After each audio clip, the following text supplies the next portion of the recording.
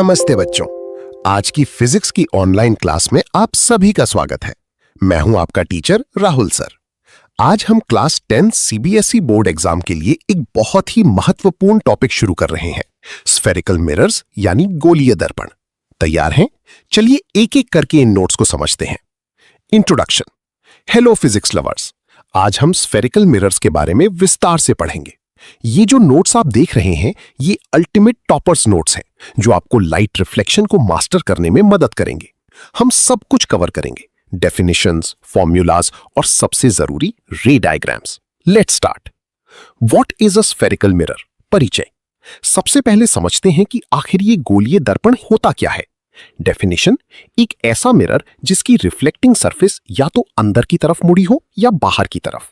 सरल शब्दों में कहीं तो ये एक हॉलो ग्लास स्फीयर का कटा हुआ पार्ट होता है। जैसा कि आप डायग्राम में देख सकते हैं, अगर हम एक कांच के गोले को काट दें तो उसका जो हिस्सा बचता है वही स्फेरिकल मिरर का आधार बनता है। कॉनकेव मिरर, अवतल दर्पण। अब बात करते हैं इसके पहले टाइप की, कॉनकेव मिरर। ऐसा स्फेरिकल मिरर जिसकी रिफ्लेक्टिंग सरफेस अंदर की तरफ यानी कर्व्ड इनवर्ड्स होती है। ये गोले के केंद्र यानी सेंटर की तरफ फेस करता है। प्रोटिप: इसे याद रखने के लिए कीव यानी गुफा शब्द याद रखें, जो अंदर की तरफ होती है। डायग्राम में देखिए, बाहर का हिस्सा शेडेड यानी रंगा हुआ है और अंदर वाला हिस्सा चमकीला यानी रिफ्लेक्टिंग है। कॉन्वेक्स मिरर, उत्तल दर्पण। दूसरा टाइप है कॉन्वेक्स मिरर। इसकी रिफ्लेक्टिंग सरफेस बाहर की तरफ यानी कर्व्ड आउटवर्ड्स उभरी हुई होती है। इसमें रिफ्लेक्शन बल्ज्ड सरफेस यानी बाहर वाले हिस्से से होता है। डायग्राम में आप देख सकते हैं कि इसका अंदर वाला यानी इनर पार्ट हिस्सा शेडेड है। द स्पून एनालॉजी, चम्मच का उदाहरण।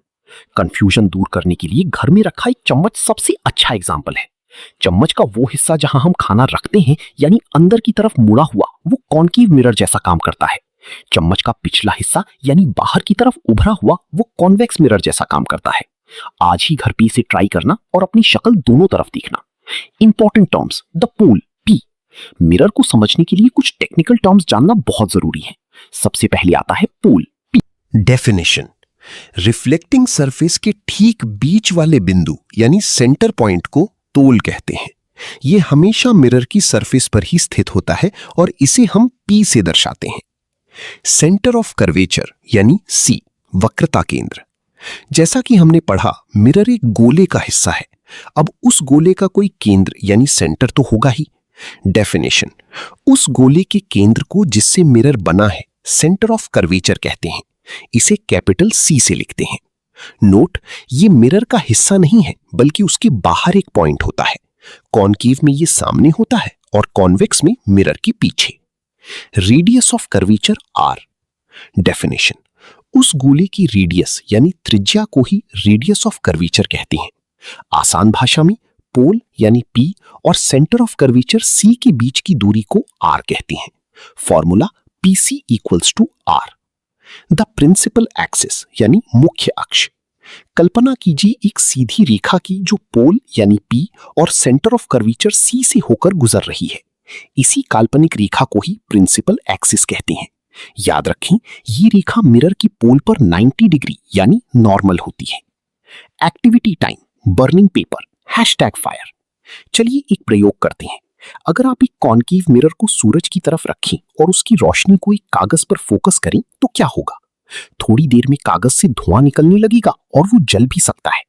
ऐसा क्यों?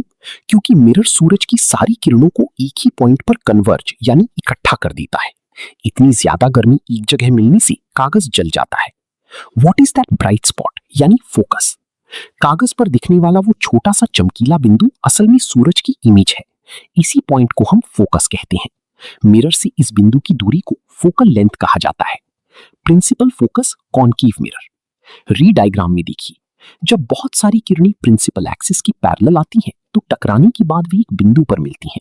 इसी मीटिंग पॉइंट F को कॉनकेव मिरर का प्रिंसिपल फोकस कहते हैं। Principal focus, convex mirror. Convex mirror में किरणें सच में नहीं मिलती बल्कि फैल जाती हैं। लेकिन अगर हम उन फैली हुई किरणों को पीछे की तरफ इमेजिनरी लाइंस बढ़ाएं तो वे एक बिंदु F से आती हुई महसूस अपीयर होती हैं। इसे ही कॉन्वेक्स मिरर का प्रिंसिपल फोकस कहते हैं। Focal length F and aperture Mn। Focal length F, pole P और फोकस F के बीच की दूरी। एपर्चर Mn, रिफ्लेक्टिंग सरफेस की सर्कुलर आउटलाइन का व्यास यानी डायामीटर।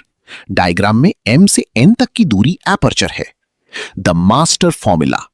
क्या r रेडियस और f फोकल लेंथ में कोई रिश्ता है? जी हां, छोटे मिरर्स के लिए रेडियस हमेशा फोकल लेंथ की दुगनी होती है। Formula r is equal to 2f। इसका मतलब है कि फोकस f हमेशा p और c के ठीक बीच में होता है। Summary table concave versus convex. Revision के लिए ये टेबल याद कर लीजिए।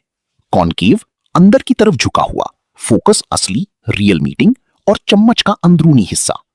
कॉन्वेक्स बाहर की तरफ उभरा हुआ, फोकस आभासी रीज अपीयर टू कम और चम्मच का बाहरी हिस्सा। The complete picture master diagram. अंत में इस मास्टर डायग्राम को देखिए।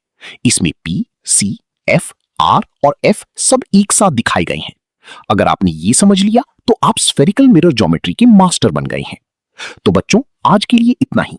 अगर आपको ये क्लास पसंद आई हो तो लाइक, शेयर एंड सब्सक्राइब जरूर करें। कोई भी डाउट हो तो नीचे कमेंट्स में पूछें।